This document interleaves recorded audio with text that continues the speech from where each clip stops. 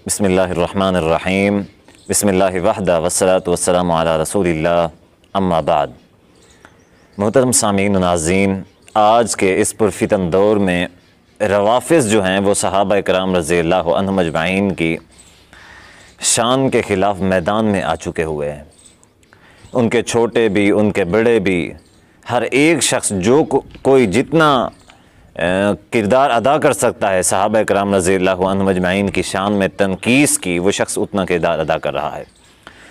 एक नज़म या आप कवाली कह लें, सुनने का मौका मिला। कराची का एक छोटा सा लड़का है अमजद बल्तिस्तानी, जो कि रावज़ी और शिया है। उसकी नज़म है मन कुन्तु मौला हो फ़हाज़ा अलीयुन मौला। अब उस नज़म में वो क्या कहता है, ज़रा ये समात फरमाएँ।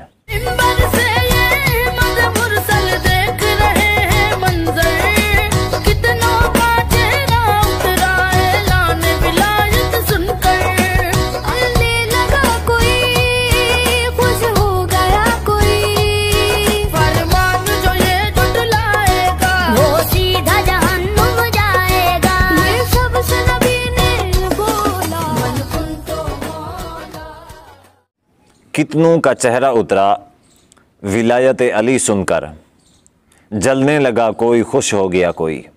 यानी कि वो गदीर खुम का जो मन घड़त वाक़या है उसके हवाले से ये कहना चाहता है कि नबी सल्लल्लाहु अलैहि वसल्लम ने जो हज़रत अली रज़ियल्लाहु तआला अन्हु के लिए ऐलान किया था कि मन कुन्तु मौला हो फ़हाज़ा अलीयुन मौला, तो वो ये कहना चाहता है कि सहाबा इकराम रज़ियल्लाहु अन्हुम अजमाइन उनमें से जो बैठे हुए थे उनमें से कईयों का चेहरा उतर गया, कोई जलने लगे और कोई खुश हो गए। यानी कि सहाबा इकराम रज़ियल्लाहु अन्हुम अजमाइन के हवाले से ये कहता है कि उनके चेहरे उतर गए थे, वो जलने लगे थे। चंद एक ऐसे भी थे जो खुश हो गए थे। सबसे पहले तो मैं आपको ये बताना चाहता हूँ कि ये जो गदीर खुम का वाक़या है ये सनद के एतबार से सही नहीं है।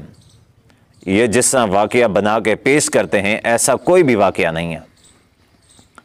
सही बात क्या है? सही बात जो हदीस से साबित होती है वो इतनी होती है कि नबी सल्लल्लाहु अलैहि वसल्लम से मन कुन्तु मौला फ़अलियुन मौला, बस ये रिवायत जो है ये हज़रत अली रज़ियल्लाहु तआला से साबित होती है।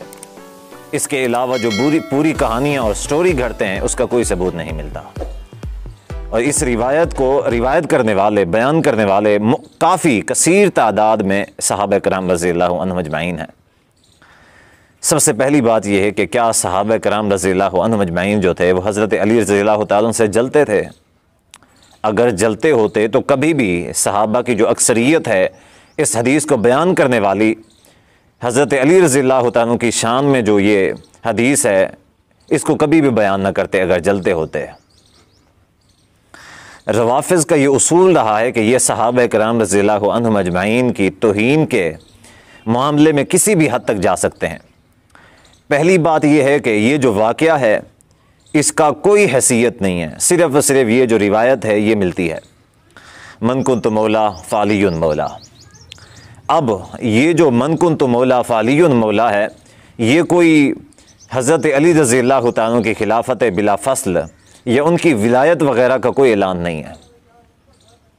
वो तो नबी सल्लल्लाहु अलैहि वसल्लम ने फरमाया था लौ कान बादी नबियुन लकान उमर। आपने फरमाया था कि अगर मेरे बाद कोई नबी होगा तो वो उमर होगा। तो उसके बारे में क्या ख्याल है? उस हिसाब से अगर देखा जाए तो हज़रत उमर रज़ियल्लाहु तआला की भी विलायत का ऐलान हो रहा है। नबी सल्लल्लाहु अलैहि वसल्लम ने हज़रत अबू बकर सिद्दीक़ रज़ियल्लाहु तआला को अपने हयात के अंदर अपने ज़बानी अल्फाज के साथ आप सल्लल्लाहु अलैहि वसल्लम ने मुसल्ले के ऊपर खड़ा किया, मुरू अबा बकरिन फलयुसल्ली बिन्नास। आप क्या कहते हैं? कोई सहाबा जलने लगे थे? कोई नहीं जलता। हज़रत अली रज़ियल्लाहु तआला अन्हु हमारे ईमान का हिस्सा है, हमारे ईमान का मेयार है।